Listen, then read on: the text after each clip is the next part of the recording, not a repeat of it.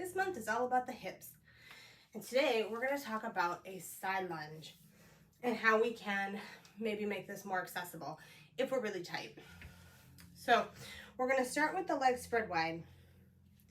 And really this month we're going to focus on all the different groups, and we're going to focus on stretch and strength. Because when we have weakness in our hips, it can cause pain. It can cause pain in the opposite side. It creates more of a pelvic instability, which is not good for a lot of reasons. So we're going to start with the legs nice and wide, and we're going to squat to one side, and then we're going to kind of walk that foot out. Now, if your heel does not touch, you can bring a blanket underneath it. Some people like to go ahead and raise the toes.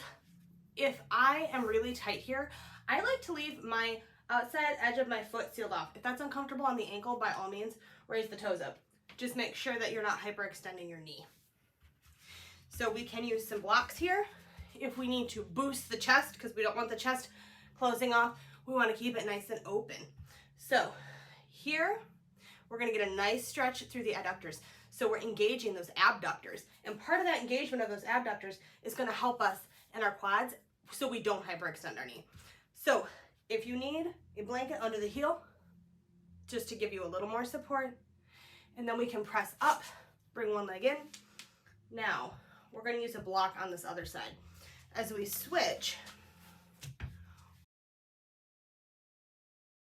we're going to switch to this side. So I like to leave that down. Again, you can bring it up. If you do decide to bring it up, you can always put a blanket or some little prop underneath the knee so that you are not hyperextending. Now, I have a block over here.